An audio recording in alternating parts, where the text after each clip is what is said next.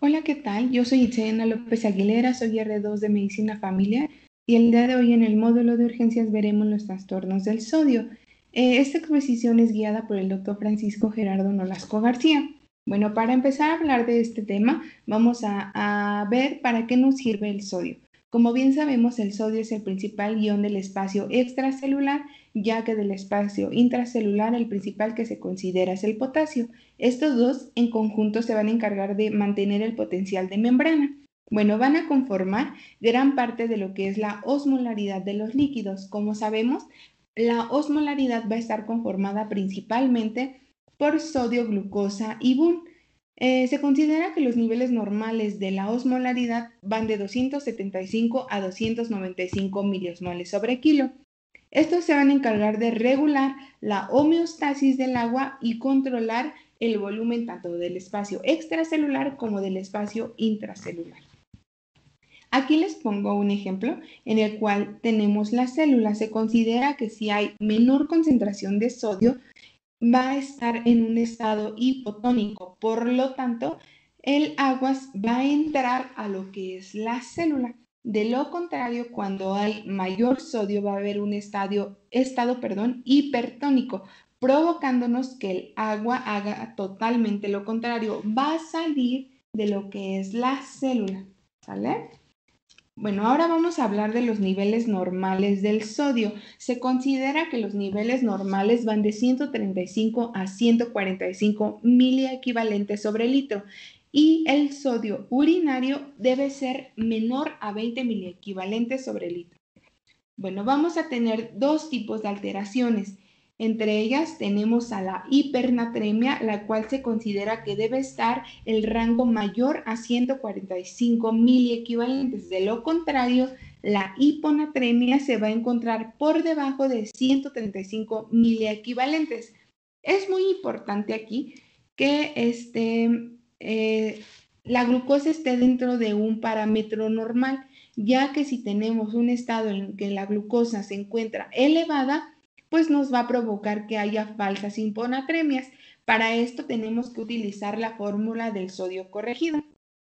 Aquí les pongo la fórmula del sodio corregido, en el cual pues tomamos en cuenta el sodio medido, se va a sumar más 1.6, se va a multiplicar por la glucosa y lo vamos a dividir sobre 100 por 100. Aquí el sodio va a disminuir 1.6, por eso aquí utilizamos el valor de 1.6 miliequivalente sobre litro por cada 100 miligramos de glucosa que esté aumentada. Esto va a ser a partir de 100 miligramos sobre decilitro.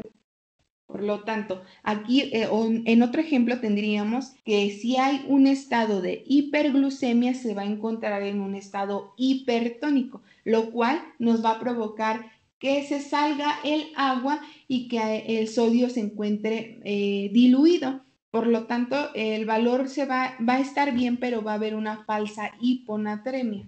¿Sale? Aquí también tenemos o juega un papel muy importante la ADH o vasopresina. Como bien sabemos, esta se va a producir en el hipotálamo y va a generar vasoconstricción, lo cual va a provocar que haya un aumento en la reabsorción de agua tanto en el túbulo contorneado distal como en el túbulo colector. Esto va a provocar que se activen los receptores B2. Entonces tenemos que si se presenta un síndrome de secreción inadecuada de ADH, nos va a provocar una hiponatremia. De lo contrario, si no tenemos ADH, va a haber una hipernatremia. Aquí los pacientes pueden ser pacientes que tienen diabetes insípida, en los cuales la clínica es que el paciente se encuentra orinando de manera constante. ¿Sale? Entonces, ahora sí vamos a empezar como tal con el tema de hiponatremia. Se considera que es el trastorno electrolítico más frecuente. Como bien sabemos, es un trastorno que vemos día con día en el área de urgencias y se presenta de manera muy cotidiana. Este va a ser un conjunto de situaciones clínicas o experimentales en las cuales existe una reducción en lo que es la concentración de sodio sérico, y va a estar por debajo de 135 miliequivalentes sobre litro. Esto va a haber una incidencia con el aumento de la edad y cuando se presenta disminución en la ingesta del sodio como tal. Bueno, tenemos diferentes factores de riesgo, ya que se considera multifactorial. Entre ellos tenemos que el paciente llega a presentar algunas comorbilidades, como pueden ser que haya daño hepático, cirrosis hepática, alteraciones cardíacas, EPOC, que se presenten algunas neoplasias, el ejercicio, enfermedades endocrinológicas, como puede ser una insuficiencia suprarrenal, hipotiroidismo, afecciones en el sistema nervioso central, el consumo de alcohol y algunos medicamentos. Bueno, vamos a hablar ahora de la clasificación. Se considera que hay varias clasificaciones. Entre ellas tenemos la del tiempo de aparición. Va a ser dos, la aguda y la crónica. Como bien sabemos, la aguda va a ser cuando se presenta en un estado menor a 48 horas. Aquí los pacientes pueden llegar a estar o van a estar con mayor sintomatología neurológica, y la crónica cuando es mayor a 48 horas. Otra clasificación es la de la severidad bioquímica. Esta se va a clasificar en leve, moderada y severa o profunda. La leve va a ir de un rango de 130 a 135 miliosmoles, y la moderada de 129 a 125 miliequivalentes, y por último la severa va a ser menor a 125 miliequivalentes. Es muy importante saber que cuando el sodio está menor a 125 miliequivalentes, nos va a provocar ya como tal que haya sintomatología neurológica. Esto no quiere decir que sea un patrón, ya que a veces los pacientes, incluso hasta con un poco más de sodio, ya llegan a presentar alteraciones neurológicas. Otra clasificación es la que está basada en la osmolaridad. Para ello tenemos que se puede presentar en un estado hipotónico, isotónico e hipertónico. En el hipotónico, pues obviamente va a presentarse una hipoosmolaridad. Entonces la osmolaridad se va a encontrar por debajo de 280 miliosmoles. Mientras que la isotónica va a ser en un estado isoosmolar. La osmolaridad aquí se va a encontrar de 280 a 300. Cuando hay un estado hiperosmolar o hipertónico, la osmolaridad va a ir mayor de 300. Entonces, se considera que cuando hay isotónico o hipertónico o isosmolar e hiperosmolar, se consideran como falsas hiponatremias o pseudohiponatremias. Entonces, ahora vamos a eso mismo y les voy a explicar que cuando hay una osmolaridad alta, pues va a ser debida por una hiponatremia falsa. Entonces, aquí va a estar alterado otro osmolito. En su caso va a ser que va a estar aumentado la glucosa. Los pacientes se van a encontrar en un estado de hiperglucemia, por lo tanto el valor no va a estar alterado. Y también se considera que cuando los pacientes están bajo tratamiento de mannitol, también se puede presentar esta osmolaridad que esté alta. Cuando la osmolaridad se encuentra normal, aquí puede ser debida a dos factores que son como los más comunes: que el paciente esté en estado de hiperlipidemia o que se presente hiperproteinemia. Cuando hay una osmolaridad baja, que ya es como tal una hiponatremia verdadera, aquí va a haber un exceso en el aporte de agua libre, o en su caso que haya una dificultad en la eliminación. Puede ser que el paciente presente diarrea o que nuestro paciente presente vómito recurrente. Y bueno, vamos a hablar como tal de la hiponatremia hipoosmolar hipovolémica, la cual se considera como una verdadera hiponatremia. Esta es muy importante que sepamos que puede estar debida por dos factores. Uno renal, que pueden ser pérdidas renales, y las pérdidas extrarrenales. Para esto es de suma importancia tomar en cuenta el sodio urinario. Como bien se los mencioné, debe ser menor a 20. Entonces, tenemos que si se encuentra por pérdidas renales, va a ser mayor a 20 el sodio urinario, y si es por pérdidas extrarrenales, va a ser en un rango, menor a 20. Entonces, tenemos que va a ser el exceso de aporte de agua libre o por dificultad en la eliminación de la misma, como ya les había mencionado, que el paciente tenga diarrea o que esté con vómitos recurrentes. Aquí se debe de tomar muy en cuenta el volumen extracelular. Entonces, tenemos que si el volumen extracelular se encuentra bajo, menor a 20 miliequivalentes, puede ser debido por una pérdida renal. mayor a 20 miliequivalentes va a ser debido por una pérdida renal. Entonces, esta puede ser debida, por ejemplo, los pacientes que tienen tratamiento a base de tiazidas, que lleguen a presentar alguna nefropatía perdedora de sal o en su caso alguna enfermedad de Addison. Cuando este sodio se encuentra menor a 20 miliequivalentes, va a estar debido por una pérdida no renal. Esta, por ejemplo, puede ser pérdidas del túbulo distal, como pueden ser, del tracto digestivo, como pueden ser vómito, o que hay alteraciones en el tercer espacio, como puede ser quemaduras o una pancreatitis. Cuando se encuentra normal, va a ser una hiponatremia hipoosmolar euvolémica. Aquí está debida principalmente por alteraciones como pueden ser hipotiroidismo, hipocortisolismo y alteraciones en la ADH. Cuando este se encuentre alto, va a estar debido por una hiponatremia hipoosmolar hipervolémica. Esto está debido principalmente a alteraciones como pueden ser insuficiencia cardíaca, insuficiencia hepática o enfermedad renal crónica. Y bueno, se debe de sospechar del síndrome de secreción inadecuada de ADH cuando haya tres parámetros. Vamos a tomar en cuenta tres. Uno, que haya una osmolaridad sérica menor a 280. Que el sodio sérico se encuentre menor a 135 miliequivalentes y que la osmolaridad urinaria se encuentre mayor a 100. ¿Sale? Entonces, ahora aquí les pongo un cuadrito en el cual les especifico lo mismo que ya vimos, los diferentes tipos de hiponatremia por la osmolaridad, en cuanto se encuentra normal, que se va a considerar que es una pseudo hiponatremia, cuando la osmolaridad se encuentra baja, que esta es como tal la hiponatremia verdadera. Tenemos que pues tomar en cuenta la osmolaridad sérica baja y evaluar el estado de volemia de los pacientes. Esta puede ser debida por hipovolemia, isovolemia o hipervolemia, como ya lo vimos, o en su caso que la osmolaridad sérica esté elevada debido a una hiponatremia hipertónica, como ya les mencioné, que otro osmolito esté alterado, como en su caso va a ser la glucosa, que nos va a provocar una hiperglucosa o el aumento, hiperglucemia, o el aumento de manito. Y bueno, ahora les voy a hablar de la etiología.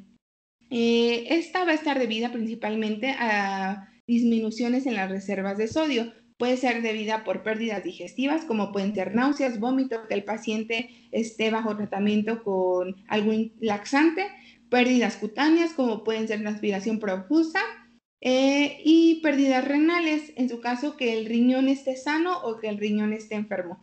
Si el riñón está sano, nos va a provocar una insuficiencia suprarrenal o por el uso de diuréticos. Si el riñón está enfermo, se considera principalmente la enfermedad renal crónica, que tenga nefritis o en su caso hipercalcemia. Bueno, el cuadro clínico va a ser debido principalmente, como les mencioné, tanto si se presenta de manera aguda o crónica y por el rango de niveles que tenga nuestro paciente. Por ejemplo, tenemos que si el paciente se encuentra con una hiponatremia aguda, pues se va a desarrollar en menos de 48 horas. Por lo tanto, aquí se va a presentar la velocidad del descenso de sodio mayor a 0.5 miliequivalentes sobre litro sobre hora. Entonces, el valor de sodio sérico va a ser, pues, es menor a 120 miliequivalentes. Entonces, una vez que se presente lo más común es que nuestro paciente ya tenga edema cerebral. Entonces, nos puede provocar cefalea, náuseas, vómito, que el paciente refiera debilidad. Y bueno, pues lo más común es que algunos pacientes ya tengan este padecimiento crónico y no les cause ningún síntoma, ni ningún síntoma neurológico. Ahora vamos a hablar de que si el agua entra a las células nos va a ocasionar obviamente un edema cerebral, el cual va a depender de la velocidad que se instaure esta hiponatremia. Va a haber disminución en el estado de conciencia, por lo tal nuestro paciente puede estar en estado de coma, estupor, que nuestro paciente llegue a presentar crisis convulsivas y en dado caso, pues que nuestro paciente llegue hasta estar en un estado de muerte. Y bueno, aquí es otro cuadrito en el cual les hablo acerca de los tipos de hiponatremia, como ya los vimos, euvolémica e hipervolémica según su volemia y la clínica que se presenta en estos tres parámetros, en estos tres tipos de hiponatremia. Y en cuanto a su duración, que tenemos la aguda y la crónica, como ya lo vimos, los diferentes parámetros que se toman en cuenta y los principales síntomas. Ya no se los voy a repetir porque ya, para no ser tan repetitivos, ya lo habíamos visto en la diapositiva anterior. Para el diagnóstico, bueno, es de suma importancia aquí ver el sodio plasmático. Como bien sabemos, pues va a presentarse menor a 135 miliequivalentes. Nosotros debemos de medir la osmolaridad. Para esta puede ser normal, baja o alta. Tenemos que si es normal, pues puede ser debida a otras patologías, como pueden ser que tenga un síndrome de secreción inadecuada de ADH. En cuanto a la baja, que es la que a nosotros nos importa, aquí va el volumen extracelular, pues va a estar bajo. Por lo tanto, tenemos que tomar en cuenta tanto el sodio urinario, que puede ser menor a 20, que como ya lo vimos va a ser debido a pérdidas extrarrenales, o cuando es mayor a 20 debido a pérdidas renales como tal. Y cuando la osmolaridad está alta, pues va a ser debido principalmente a que haya hiperglucemia o que esté asociado con empleo del uso de manitol. Por lo tanto, aquí pues va a estar el volumen extracelular, va a estar alto y nos va a provocar que el paciente pues pudiera presentar o que esté alterado y que haya una insuficiencia cardíaca, que haya un síndrome nefrótico o que el paciente también llegue a presentar, no sé, daño hepático o cirrosis hepática. Y bueno, ahora vamos a hablar del tratamiento como tal. El tratamiento, pues va a ser específico de la causa que lo va a condicionar, ya que como vimos, pues puede ser debido a diferentes causas. Entonces, lo primero que tenemos que tratar es la causa que está condicionando nuestra hiponatremia. Entonces, debemos de restringir el agua a 800 mililitros por día, ya que lo que queremos hacer es que se evite que el sodio se diluya más. Entonces, tenemos que si el paciente presenta hipovolemia, pues tenemos que corregirlo con solución salina al 0.9%. ¿Esto por qué? Porque nos va a aportar tanto sodio y de la misma manera vamos a corregir el volumen. Entonces, tenemos que si nuestro paciente presenta edema, pues debemos de utilizar diuréticos de asa. El más importante o el más utilizado es la furosemida. Cuando hay alteración o en el síndrome de secreción inadecuada de ADH, pues va a haber una restricción hídrica y van a estar alterados los antagonistas del receptor de ADH, lo que serían los baptanes.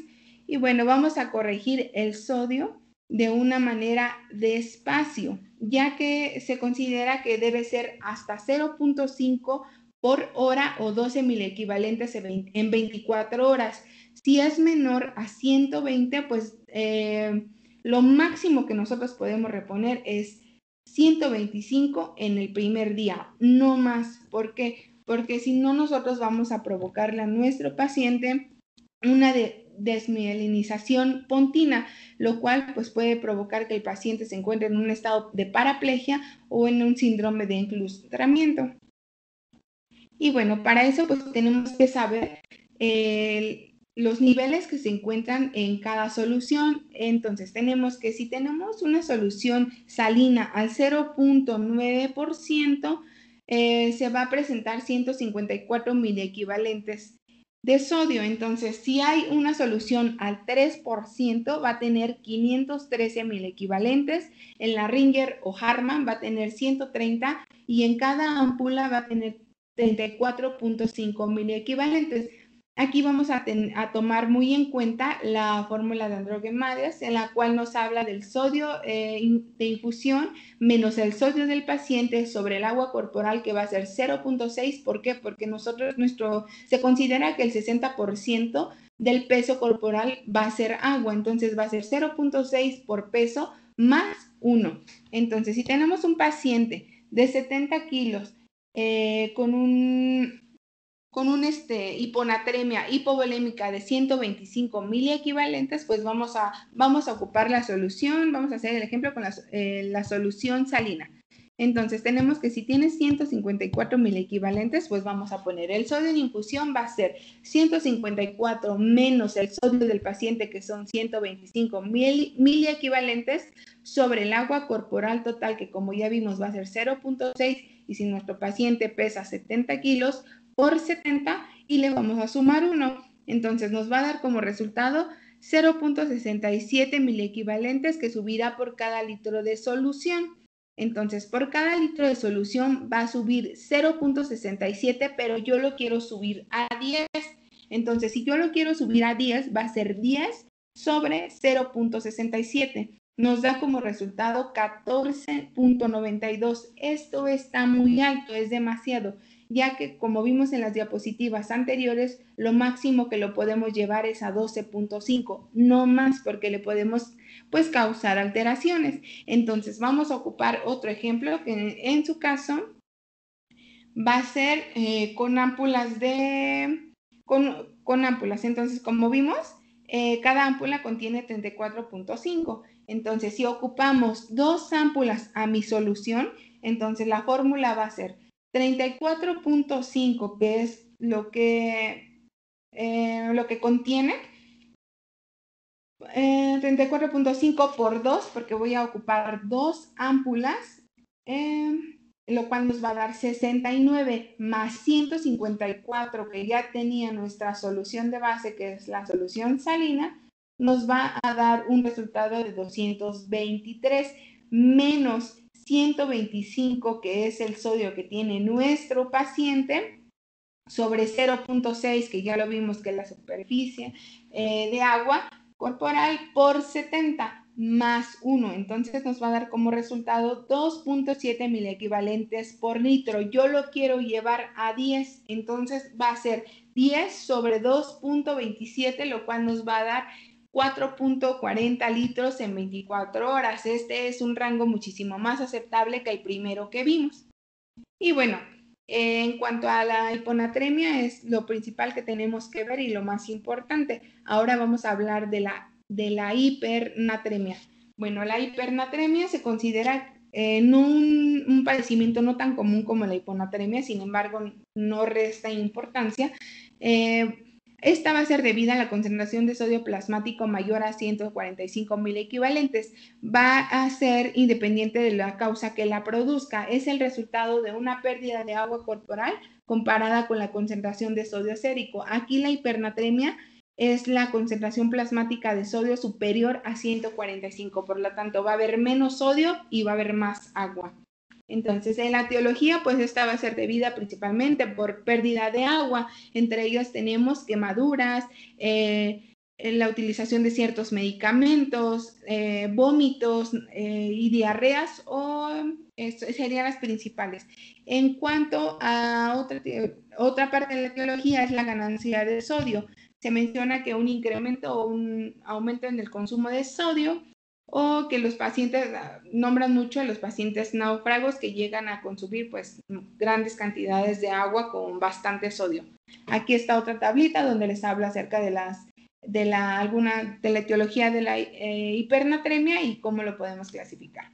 Y bueno, su clasificación va a ser debida por el cuadro de gravedad, que tenemos clasificación por gravedad, que es hipernatremia leve, moderada y grave o severa. La leve va a ir de 146 a 149, la moderada de 150 a 169 y la grave va a ser mayor a 170. Y por su duración, igual que la hiponatremia, va a ser debida por 2. Hipernatremia aguda y la crónica. La aguda menor a 48 horas y la crónica mayor a 48 horas. La hipernatremia siempre va a estar debida por un estado hiperosmolar. Aquí no es como la hiponatremia, que puede ser debida por 3. Aquí siempre va a ser por hiperosmolaridad. Entonces tenemos que si hay una osmolaridad alta, pues igualmente vamos a tomar en cuenta el volumen extracelular, en el cual tenemos que si está bajo, aquí el riñón no va a eliminar el sodio que se debería. Por lo tanto, el sodio plasmático, se va a tomar en cuenta el sodio plasmático debe ser menor al urinario más el potasio. Entonces tenemos que las principales causas van a ser renales. Entre ellas están los diuréticos o que el paciente se encuentre o tenga diuresis osmótica. El sodio plasmático, cuando se encuentra menor, perdón, el sodio plasmático va a estar mayor a sodio y potasio, entonces aquí el riñón sí va a eliminar el sodio. Es totalmente lo contrario a lo que vimos arriba, y aquí las pérdidas van a ser no renales, como podemos ver, puede ser por una hiperhidrosis, que los pacientes lleguen cuando tienen quemaduras excesivas o pérdidas digestivas. Cuando la osmolaridad se encuentra normal, va a estar principalmente debida por una diabetes insípida, y cuando la osmolaridad está elevada, pues va a ser debida a grandes ingresos. Entonces va a ser, por ejemplo, una ingesta de agua de mar excesiva o como ya les había mencionado, por los náufragos o soluciones hipertónicas que nosotros mismos le estemos metiendo a los pacientes.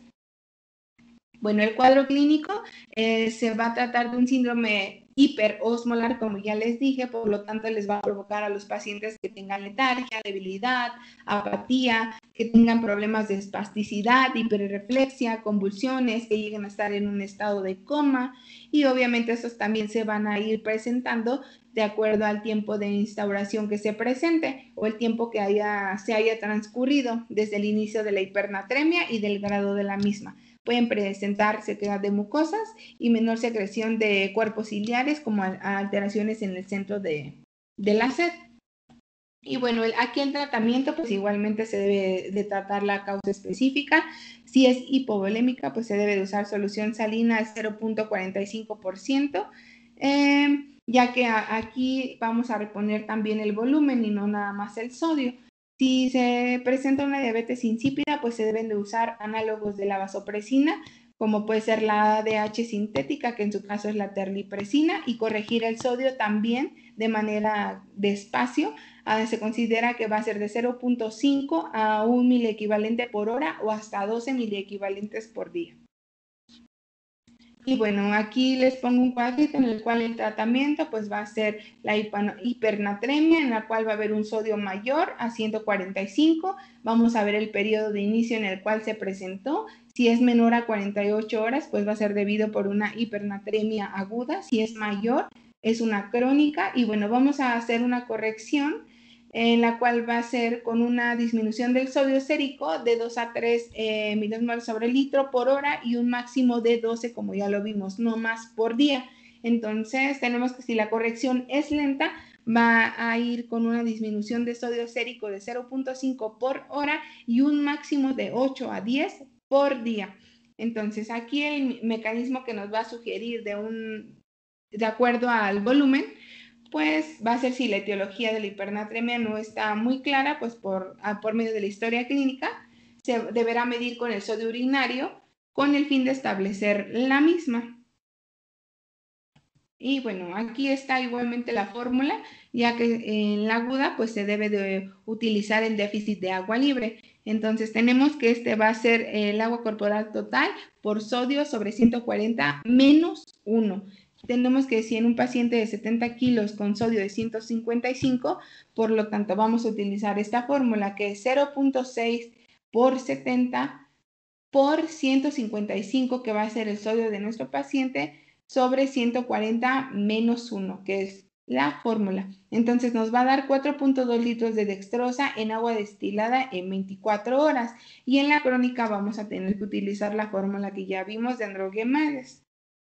Entonces tenemos que igual vamos a saber los parámetros que tiene, la cantidad que tiene cada solución, la misma fórmula que ya habíamos visto, el paciente de 70 kilos con una hipernatremia de 155, entonces tenemos 77 menos 155 sobre el agua corporal total más 1, nos va a dar un valor negativo. ¿Por qué? Porque obviamente se está restando, entonces nos va a dar 1.85 miliequivalentes por litro. Por lo tanto, se va, como nosotros lo queremos bajar a 10, entonces va a ser 10 sobre 1.81, lo cual nos va a dar 5.52 litros en 24 horas. Entonces, bueno, el mecanismo va a ser, puede ser hipovolémico, volémico o hipervolémico. Y como ya les mencioné, las diferentes causas que lo pueden llegar a presentar. Si es hipovolémico, pues se puede iniciar una resucitación hídrica con cristaloides y posteriormente cambiar a dextroxa al 5%. Si es eubolémico, pues aquí se va a utilizar glucosa al 5% y valorar si podemos utilizar un diurético de asa, en este caso el principal pudiera ser furosemida. Y cuando hay un mecanismo hipervolémico, se va a utilizar glucosa al 5% más un diurético de asa. Y bueno, esta es la bibliografía que utilicé. Cualquier duda, cualquier pregunta, si no la pudieran colocar en el área de comentarios. Y por mi parte sería todo. Muchas gracias.